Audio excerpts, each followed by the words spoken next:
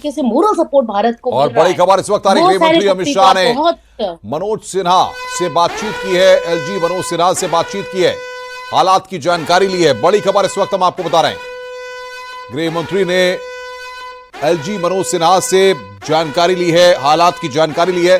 अनूप गुप्ता बातचीत करने के लिए हमारे साथ बने हुए हैं। अनूप जी, क्या जानकारी मिल पा रही है?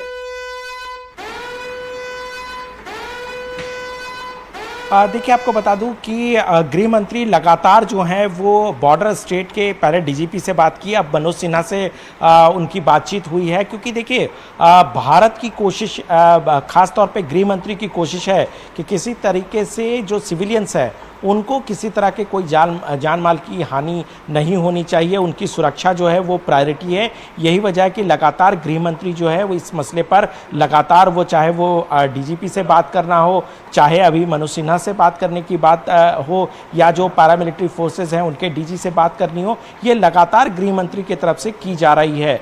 दूसरी तरफ, दूसरे फ्रंट पर जहां एक तरफ जो विदेश मंत्री हैं एस जयशंकर, वो लगातार जो है वो अपने काउंटर पार्ट, यानी कि विदेश मंत्री जो हमारे मित्र देश हैं, जो चाहे वो यूनाइटेड स्टेट हो, चाहे यूरोपियन कंट्री हो, या तमाम जो अभी जो खबर आ रही है कि अरब के देशों से भी इनकी बातचीत हो रही है। लगातार इनकी कोशिश जो है वो ये है कि पाकिस्तान का जो असली चेहरा है उससे दुनिया को अवगत कराया जाए। हालांकि आपको बता दूं कि दुनिया के तमाम देश इस बात को बखूबी समझते हैं कि पाकिस्तान जो है वो टेररिस्ट का ईपी सेंटर है, और वहीं से कहीं ना कहीं आतंकवाद पनपता है, वहीं से फलता फूलता है। दुनिया जानती है इस बात को, लेकिन भारत अब पाकिस्तान किस तरीके से पूरी दुनिया में एक तरह से पूरी तरह से उनका चेहरा बेनकाब हो जाए, इसकी कोशिश जो है वो एस जयशंकर कर रहे हैं।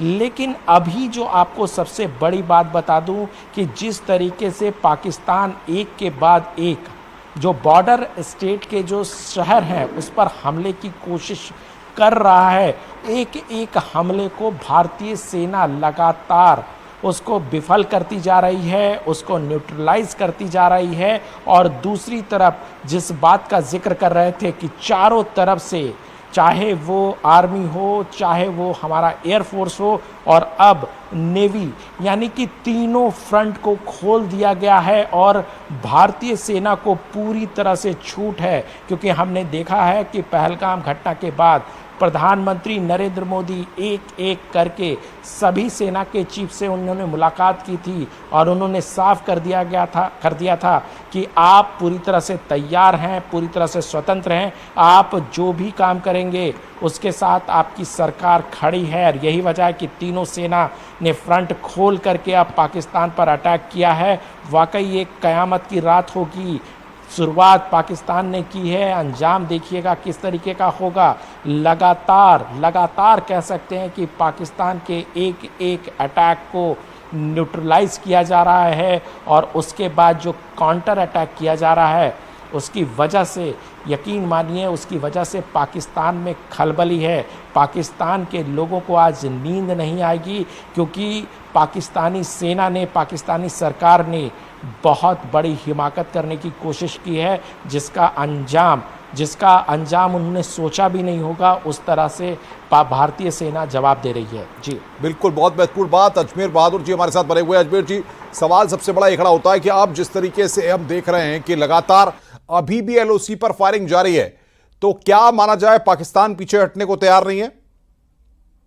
जी बिल्कुल, आप बिल्कुल ठीक बता रहे हैं।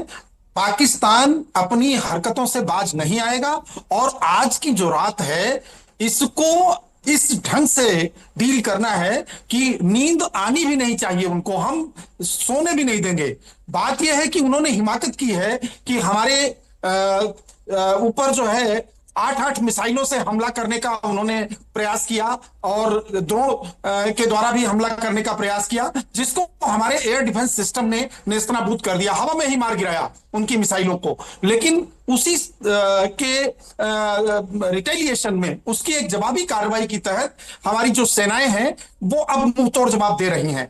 और वहां पर जो भी उन्होंने, जैसे कि उनका जो एयर डिफेंस सिस्टम को नेस्तनाबूद करना, चाहे अवाक्स को नष्ट करना, या जो भी कार्रवाई अभी हमारी सेनाओं के द्वारा की जा रही है, इससे उनको पूरी तरह से बैकफुट पर लाना है। और दूसरी चीज क्या है कि देखिए, ये इंड्योरेंस टेस्ट है, ये पहला क्रूशियल अटैक है जिसमें अभी ये इंड्योरेंस टेस्ट चलेगा। बस 4-5 घंटे की बात और है, इस 4-5 घंटे में ही ये समझ में आएगा कि आगे क्या करना है। बाकी बातचीत बिल्कुल सही बात है, हमारे विदेश मंत्री जी अपनी जो कूटनीतिक चीजें हैं, दूसरे देशों के विदेश मंत्रियों से बातचीत करना और उसके तहत लोगों को यह बताना कि देखिए किस तरह की हिमाकत कर रहा है। पहले तो हमारे देश में आतंकवाद को भेजना, बढ़ावा देना और एक उस तरह से हमारे निर्दोष नागरिकों पर हमला करना और उनको मरवाना कि जिससे कि हमारे देश में एक तरह का भय का वातावरण उत्पन्न करने की कोशिश कर रहा था, जिसकी जवाबी कार्रवाई सिर्फ उन ठिकानों को नष्ट करना था जहां से आतंकवाद पनपता था, जहां आतंकवादियों को ट्रेनिंग दी जाती थी। ऐसी जगहों पर हमला करके और केवल आतंकवाद को निशाना बनाया गया। ऐसे में पाकिस्तान को यह बात हजम नहीं हुई, क्योंकि वो बिल्कुल आतंकवाद को पालता है, पोसता है और उसको पूरे केवल भारत में नहीं पूरे देश के लिए खतरा है। और इसी बात को समझाने का प्रयास हमारे विदेश मंत्री जी करते रहते हैं। और साथ ही हमारी सेनाएं, चूंकि हमारी लीडरशिप की तरफ से उनको ये छूट दी गई है, तो इस वजह से वो अपना काम कर रही हैं। और निश्चित तौर पर पाकिस्तान को मुंह की खानी पड़ेगी, क्योंकि हमारे जहां एक तरफ अभी हमने उस फुल स्केल अटैक लॉन्च नहीं हुए हैं, क्योंकि अभी ये बात देखी जा रही है कि चूंकि जो मिसाइलों से हमले हो रहे हैं उनको तो हम नेस्तनाबूद करने में, हवा में ही उनको मार गिराने में सक्षम हैं और वो हम कर रहे हैं। साथ साथ हमारी तरफ से जो अटैक होंगे वो बहुत टारगेटेड, बहुत प्रिसीजन अटैक होंगे, जो हम सिर्फ अब डिफेंस इंस्टॉलेशंस पे हमको अटैक करना है। क्योंकि देखिए, हमारा बिल्कुल ये इरादा नहीं है कतई, और ना हम कहीं भी किसी सिविलियन आबादी को ये करने की कोशिश करेंगे। साथ साथ हमको अपने देश में बिल्कुल इस बात का ख्याल रखना है कि हमारे नागरिकों में किसी कोई हताहत ना हो और कम से कम क्षति हो। कोलेटरल डैमेज हम कतई नहीं चाहते। इसी वजह से हमारी सेना जो है बहुत एहतियात के तौर पर और बहुत माकूल जवाब दे रही है। बिल्कुल, बहुत महत्वपूर्ण बात आप कह रहे हैं। अनूप गुप्ता मेरे साथ बने हुए हैं और विनीत भी, विनीत के पास मेरे चलते हैं। विनीत, कुछ जानकारियां मिल पा रही है आपको फिलहाल एलओसी पर क्या कुछ चल रहा है? हाँ जी, निश्चित तौर पर मैं एलओसी पर मैं जो भारतीय सेना जो है वो पाकिस्तान के अटैक का जवाब दे रही है। लेकिन एक बड़ी बात यहाँ पर मैं आपको बताना चाहूँगा कि जो सीमा पर जो सुरक्षा बल हैं उनसे, उनके डीजी से भी प्रधानमंत्री, उसके डीजी से भी केंद्रीय गृह मंत्री अमित शाह ने बातचीत की है। साफ तौर पर भारत की ओर से 360 कार्रवाई जो है वो की जा रही है, 360 नज़र जो है वो रखा जा रहा है। प्रधानमंत्री नरेंद्र मोदी एक और जहाँ नज़र बनाए हुए हैं, वहीं पर केंद्रीय गृह मंत्री अमित शाह भी जो है वो सीआरपीएफ के डीजी से उन्होंने बात की। इसके साथ ही साथ मैं आपको बताना चाहूँगा कि जो सीमा के जो सारे राज्य पड़ते हैं जिनकी सीमाएं जो है पाकिस्तान से मिलती है, उनके डीजीपी से बात की है। साफ तौर पर सुरक्षा को लेकर के कदम जो है वो उठाए, किस तरह से उठाया जाए, नागरिक सुरक्षा को लेकर के कैसे कदम उठाया जाए, इसको लेकर के भी जो है वो केंद्रीय गृह मंत्री अमित शाह ने जो डीजीपी से हैं, जो पाकिस्तानी सीमा से राज्य पड़ते हैं, उनके डीजीपी से बात की है। इसके साथ ही साथ जैसा कि हमने अपने दर्शकों को पहले भी बताया था कि जम्मू कश्मीर के उपराज्यपाल मनोज सिन्हा के साथ भी केंद्रीय गृह मंत्री अमित शाह ने बातचीत की है। तो साफ तौर पर 360 डिग्री कार्रवाई जो है वो भारत की ओर से किया जा रहा है। सीमा पर सेना जो है वो पाकिस्तानी हमले का जवाब दे रही है। इसके साथ ही साथ पूरी घटना पर प्रधानमंत्री नरेंद्र मोदी जो है वो नजर बनाए हुए हैं। वहीं दूसरी ओर विदेश मंत्री की अगर बात करें तो वो दुनिया भर के अपने काउंटर पार्ट्स के साथ बातचीत कर रहे हैं और उनसे समर्थन हासिल करने की कोशिश जो है वो की जा रही है। केंद्रीय गृह मंत्री भी जो है वो अपने काम पे लगे हुए हैं। वो एक सुरक्षा जो अर्धसैनिक बल हैं उनके प्रमुखों के साथ लगातार बातचीत कर रहे हैं। साथ ही साथ जो सीमावर्ती राज्य हैं उनके डीजीपी के साथ बातचीत कर रहे हैं, ताकि जो पूरी तरह से जो सुरक्षा है, नागरिक सुरक्षा जो है वो मुहैया कराया जाए। तो पूरी तरह से 360 डिग्री कार्रवाई जो है वो की जा रही है। हुए थे जब पहलगाम की हिंसा हुई और घटना हुई, उसके बाद से किस तरीके से पहलगाम के बाद से सरकार ने इसको लेकर रणनीति तैयार की, सेनाओं का आपस का कोऑर्डिनेशन रहा कि हम ये देख रहे हैं कि पाकिस्तान को पूरी तरीके से नाको चने चबा दिए गए हैं। जी निश्चित तौर पर मैं आपको बताना चाहूंगा कि एक और बड़ी बात यहाँ पर मैं आपको बताना चाहूंगा मैं विनीत कि अनूप जब जी से पूछ रहा हूं, अनूप जी जवाब दे देंगे इसका। देखिए आपको बता दूं कि जब पहलगाम में घटना घटी और आपको याद होगा कि जब पहलगाम की घटना थी तो उस समय भारत के प्रधानमंत्री विदेश दौरे पे थे। जैसे ही उनको घटना की जानकारी मिली उसके बाद तत्काल प्रभाव से उन्होंने गृह मंत्री से बातचीत की और गृह मंत्री को तुरंत श्रीनगर भेजा और उन्होंने कहा कि वहाँ की स्थिति का जायजा लें, वहाँ की पूरी जानकारी ली और गृह मंत्री तुरंत उनके निर्देश पर जम्मू कश्मीर गए, श्रीनगर गए और वहाँ पर पहलगाम का भी दौरा किया। दूसरी तरफ उन्होंने अपने दौरे को छोटा किया, भारत पहुँचे और उसके बाद आप इसी से अंदाज़ा लगाएं कि जब भारत वो पहुँचे तो वहाँ पर एयरपोर्ट पे ही उन्होंने बड़ी बैठक की जिसमें विदेश मंत्री भी मौजूद थे, इसके अलावा विदेश सचिव मौजूद थे, एनएसए अजीत डोभाल मौजूद थे। ये अंदाज़ा लगा सकते हैं कि माफ़ कीजिएगा, प्रधानमंत्री नरेंद्र मोदी किस तरीके से इस घटना को वो देख रहे थे। उसके बाद से ही लगातार बैठकों का दौर जारी रहा। न केवल उन्होंने सीसीएस की बैठक की, उस बैठक में बहुत ज़्यादा फैसले लिए गए पाकिस्तान पर नकेल कसने के लिए।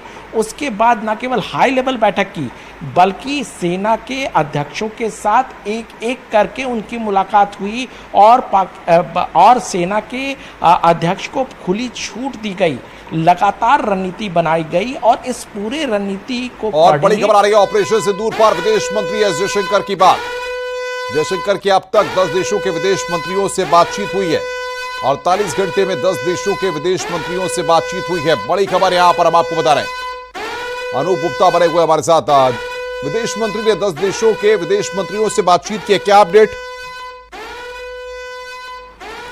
देखिए आपको बता दूं कि लगातार विदेश मंत्री जो हमारे मित्र देश हैं, यूरोपियन कंट्री, यूएस, इन तमाम देशों के जो फॉरेन मिनिस्टर हैं उनसे लगातार बातचीत कर रहे हैं। यानी कि पाकिस्तान को हर फ्रंट पर मात देना है, इसकी कवायद भारत सरकार शुरू कर चुकी है। एक और जहां सेना मुंहतोड़ जवाब दे रही है पाकिस्तान के जवाबी कार्रवाई का, दूसरी तरफ जो विदेश मंत्री हैं वो लगातार पाकिस्तान किस तरीके से पाकिस्तान को दुनिया में अलग थलग करना है उसकी कवायद खुद कमान उसकी संभाल रखी है विदेश मंत्री एस जयशंकर ने। इसलिए तमाम देशों के जो विदेश मंत्री हैं उनसे बातचीत की जा रही है, उन्हें बताया जा रहा है कि किस तरीके से पाकिस्तान जो है वो उकसाने वाले कदम उठा रहा है, किस तरीके से सिविलियन पर अटैक करने की कोशिश कर रहा है, क्योंकि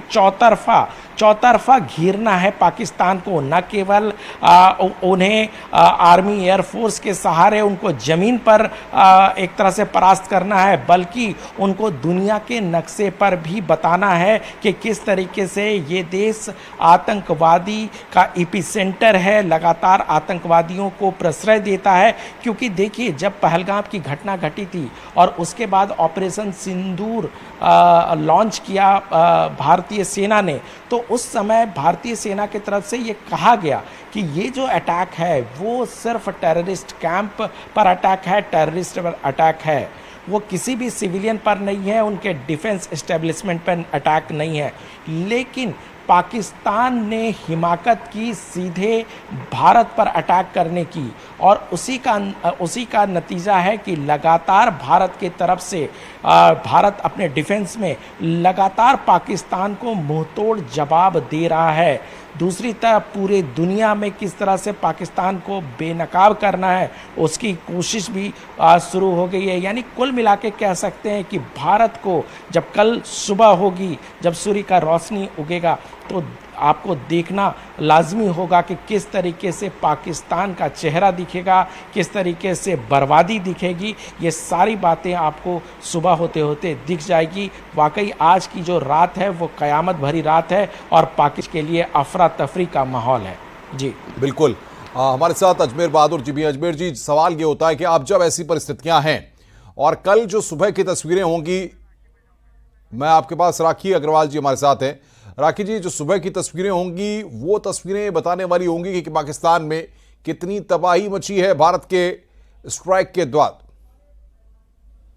इस बार मैंने एक बहुत, आप ही के प्रश्न से का ही ये जवाब है, एक बहुत ही अच्छी चीज हम लोग नोटिस कर रहे हैं। जी। पिछली बार जो स्ट्राइक हुई थी, चाहे 2016 में हम करें, उरी की बात करें, और उसके बाद चाहे हम 2019 में बालाकोट की अगर हम बात करते हैं, तो पिछली दोनों बारों में अगर आप देखें कि रक्षा मंत्रालय की तरफ से इतना ज्यादा व्यवस्थित तरीके से कॉन्फ्रेंसेस होना, उसके बाद जो जो वो कर रहे हैं या जो वो हासिल कर पाए हैं उसके बारे में बताना, इतनी सटीक जानकारी देना, ऐसा नहीं हुआ था।